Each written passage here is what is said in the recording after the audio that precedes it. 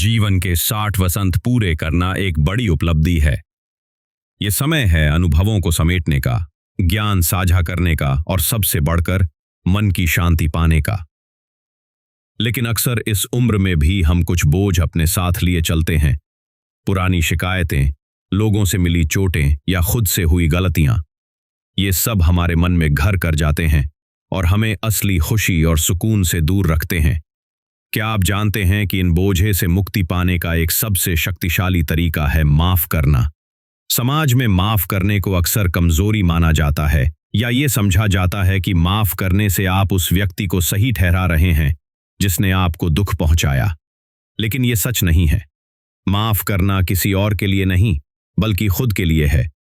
यह आपकी अपनी मानसिक सेहत और शांति के लिए एक जरूरी कदम है। आज मैं आपके साथ बात करूंगा कि 60 के बाद माफी का क्या महत्व है और कैसे ये आपके मन का बोझ हल्का कर सकती है। अगर आप अपने बुढ़ापे को शिकायतों से नहीं बल्कि शांति और हल्केपन से जीना चाहते हैं तो ये वीडियो आपके लिए है। आइए इस मानसिक यात्रा की शुरुआत करते हैं। पहला कदम, माफी कमजोरी नहीं, ताकत है। अक्सर लोग सोचते हैं कि माफ करना मतलब हार मान लेना या अपनी चोट को भूल जाना। लेकिन माफी कमजोरी नहीं बल्कि एक महान मानसिक ताकत है।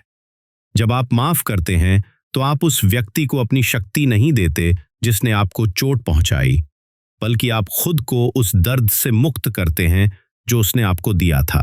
यह आपको अतीत का कैदी बनने से बचाता है। मुझे एक सज्जन की कहानी याद है, श्रीमान अशोक जी, जिनकी उम्र 68 साल थी। उन्हें अपने एक दोस्त से बहुत पुरानी शिकायत थी जिसने सालों पहले उन्हें धोखा दिया था। ये बात उनके मन में इतनी घर कर गई थी कि जब भी उन्हें उस दोस्त की याद आती वे बेचैन हो जाते थे। वे हमेशा गुस्सा और कड़वाहट महसूस करते थे। एक दिन उनके पोते ने उन्हें समझाया, दादाजी, जब आप किसी को माफ नहीं करते तो आप उस व्यक्ति को अपने मन में किराया दे रहे होते हैं, वो भी मुफ्त में। अशोक जी ने इस बात पर सोचा। उन्होंने धीरे धीरे उस दोस्त को माफ करने का फैसला किया, ना कि उसके लिए बल्कि अपनी शांति के लिए। जैसे ही उन्होंने माफी दी, उनके मन से एक बड़ा बोझ उतर गया। उन्हें एक अद्भुत शांति का अनुभव हुआ। अगर आप 60 के बाद अपने जीवन में शांति चाहते हैं तो समझें कि माफी देना कमजोरी नहीं बल्कि एक बहुत बड़ी शक्ति है। यह आपको मानसिक रूप से आजाद करती है और आपको अपने जीवन पर फिर से नियंत्रण देती है। दूसरा कदम, अतीत के जंजीरों से खुद को आजाद करें। 60 की उम्र तक आते आते हम सभी के जीवन में कुछ ऐसे अनुभव होते हैं जहां हमें चोट लगी होती है या हमने दूसरों को चोट पहुंचाई होती है। इन अतीत की बातों को पकड़े रहना हमें मानसिक और भावनात्मक रूप से बांधे रखता है। माफी आपको इन जंजीरों से आजाद करती है। जब आप माफ करते हैं तो आप अतीत को बदल नहीं सकते, लेकिन आप उस पर अपनी प्रतिक्रिया को बदल सकते हैं। मैं एक महिला को जानता था, श्रीमती रेखा जी, जो 72 साल की थीं। उन्हें हमेशा इस बात का अफसोस था कि वे अपनी युवावस्था में अपने माता पिता के साथ पर्याप्त समय नहीं बिता पाईं। ये पछतावा उनके मन में एक टीस बनकर रहता था। एक दिन उनकी बेटी ने उन्हें समझाया कि वे जो कर सकती थीं उन्होंने किया और अब खुद को माफ करने का समय है। रेखा जी ने धीरे धीरे खुद को माफ करना सीखा। उन्होंने अपने माता पिता के प्रति अपने प्रेम को याद किया और इस बात को स्वीकार किया कि वे उस समय अपनी परिस्थितियों से बंधी थीं।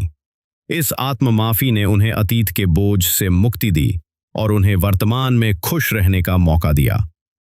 अगर आप 60 के बाद हल्के और खुश रहना चाहते हैं तो अतीत के पछतावे या शिकायतों को छोड़ दें। माफी एक चाबी है जो आपको इन जंजीरों से आजाद कर सकती है। ये आपको शांति और मुक्ति का अनुभव कराती है।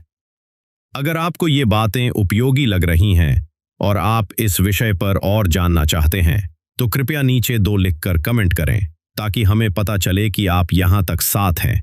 और अगर आपने अब तक चैनल सब्सक्राइब नहीं किया है तो ज़रूर करें। आपका समर्थन ही हमें और अच्छा ज्ञानवर्धक और प्रेरणादायक कंटेंट बनाने की प्रेरणा देता है। अब हम आगे बढ़ते हैं। तीसरा कदम, स्वास्थ्य और खुशियों के लिए माफी। ये वैज्ञानिक रूप से सिद्ध हो चुका है कि गुस्सा, कड़वाहट और शिकायतें हमारे शारीरिक स्वास्थ्य को नुकसान पहुंचाती हैं। इनसे उच्च रक्तचाप, हृदय रोग और तनाव जैसी समस्याएं हो सकती हैं।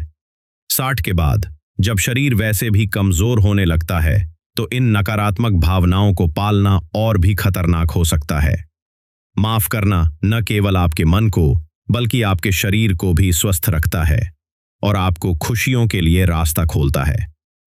मुझे एक दंपत्ति को जानता हूं, प्रकाश जी और सरोज जी, जो कई सालों से एक पारिवारिक विवाद के कारण तनाव में रहते थे। इस विवाद ने उनके रिश्ते पर भी असर डाला था और उनके स्वास्थ्य पर भी। प्रकाश जी को नींद नहीं आती थी और सरोज जी को हमेशा पेट में दर्द रहता था। उनके डॉक्टर ने उन्हें सलाह दी कि वे इस तनाव को कम करें और माफी इसका एक तरीका हो सकती है। उन्होंने धीरे धीरे उस विवाद को भूलने और संबंधित व्यक्ति को माफ करने की कोशिश की।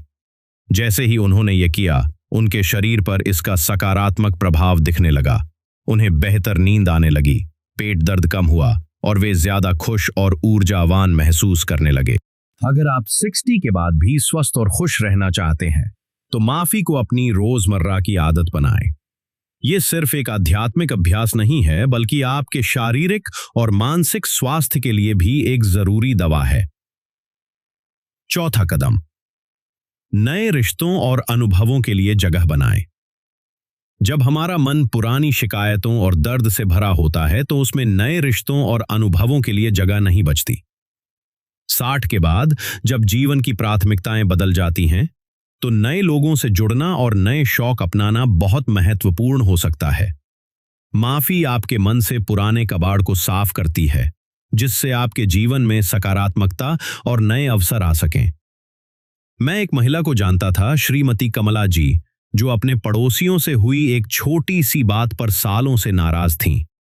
इस नाराजगी के कारण वे सामाजिक आयोजनों में जाना पसंद नहीं करती थीं और अक्सर अकेली रहती थीं। उनके बच्चे उन्हें बाहर निकलने के लिए कहते, लेकिन वे नहीं मानती थीं। एक दिन उनके पोते ने उन्हें समझाया कि हर रिश्ते में छोटी मोटी बातें होती रहती हैं और जरूरी यह है कि हम उन्हें भूल कर आगे बढ़ें। कमला जी ने धीरे धीरे अपने पड़ोसियों को माफ करने का फैसला किया और उनके साथ फिर से बातचीत शुरू की। जैसे ही उन्होंने यह किया, उनके जीवन में एक नई ऊर्जा आ गई। वे फिर से सामाजिक आयोजनों में जाने लगीं और नए दोस्त बनाए। उनका जीवन फिर से जीवंत हो उठा। अगर आप 60 के बाद भी जीवन को पूरी तरह से जीना चाहते हैं तो अपने मन को माफी के माध्यम से खाली करें। यह आपको नए रिश्तों को अपनाने, नए शौक शुरू करने और जीवन के हर पल का आनंद लेने के लिए तैयार करेगा। अगर आप अब भी इस वीडियो को देख रहे हैं और यह बातें आपके लिए उपयोगी लग रही हैं तो नीचे 4 लिखकर हमें बताइए कि आप हमारे साथ हैं। और अगर आपने अब तक चैनल सब्सक्राइब नहीं किया है तो अभी कर लीजिए। आपका साथ हमें और अच्छा प्रेरणादायक कंटेंट बनाने की प्रेरणा देता है। 5वां कदम, खुद को माफ करें। सबसे जरूरी माफी, हम दूसरों को माफ करने की बात तो करते हैं लेकिन अक्सर खुद को माफ करना भूल जाते हैं। 60 के बाद हम अपने जीवन के उन फैसलों पर अक्सर पछताते हैं जो शायद गलत थे, या उन अवसरों पर जो हमने गवा दिए। यह आत्मदोष और पछतावा हमें अंदर ही अंदर खाए जाता है। खुद को माफ करना मानसिक शांति के लिए सबसे महत्वपूर्ण और शक्तिशाली कदम है। मुझे एक सज्जन की कहानी याद है, श्रीमान गुप्ता जी, जो अपने करियर के फैसलों को लेकर हमेशा खुद को कोसते रहते थे। उन्हें लगता था कि उन्होंने बेहतर विकल्प नहीं चुने और इससे उनके परिवार को भी नुकसान हुआ। यह विचार उन्हें चैन से जीने नहीं देता था। उनकी पत्नी ने उन्हें समझाया कि हर कोई गलतियां करता है और जरूरी यह है कि हम उनसे सीखें और आगे बढ़ें। गुप्ता जी ने धीरे धीरे खुद को माफ करना सीखा। उन्होंने अपनी पिछली गलतियों से सबक लिया और उन्हें स्वीकार किया कि उन्होंने उस समय वही किया जो उन्हें सही लगा। इस आत्ममाफी ने उनके मन को एक अद्भुत शांति दी और वे खुद को ज्यादा प्यार करने लगे। अगर आप 60 के बाद सच्ची शांति चाहते हैं तो खुद को माफ करना सीखें। स्वीकार करें कि आप इंसान हैं और इंसान गलतियां करते हैं। अपनी गलतियों से सीखें, लेकिन उन्हें अपने ऊपर हावी न होने दें। जब आप खुद को माफ करते हैं तो आप दूसरों को भी आसानी से माफ कर पाते हैं। छठा कदम, माफी एक प्रक्रिया है, कोई एक घटना नहीं। यह समझना जरूरी है कि माफी एक प्रक्रिया है, कोई एक घटना नहीं। आप रातों रात सब कुछ माफ नहीं कर सकते। इसमें समय लगता है, प्रयास लगता है और कभी कभी तो बार बार माफी देने की जरूरत पड़ती है। 60 के बाद आपके पास इस प्रक्रिया के लिए पर्याप्त समय और धैर्य होता है। हर रोज थोड़ा थोड़ा करके आप अपने मन से शिकायतों को दूर कर सकते हैं। मैं एक महिला को जानता हूं, श्रीमती सुमित्रा जी, जिन्हें अपनी बहू से कुछ बातों को लेकर हमेशा शिकायत रहती थी। वे हर रोज अपनी बहू की कमियों के बारे में सोचती रहती थी। उन्हें माफ करना उनके लिए बहुत मुश्किल था। उन्होंने एक काउंसलर से सलाह ली, जिन्होंने उन्हें बताया कि माफी एक यात्रा है। सुमित्रा जी ने छोटे छोटे कदम उठाने शुरू किए।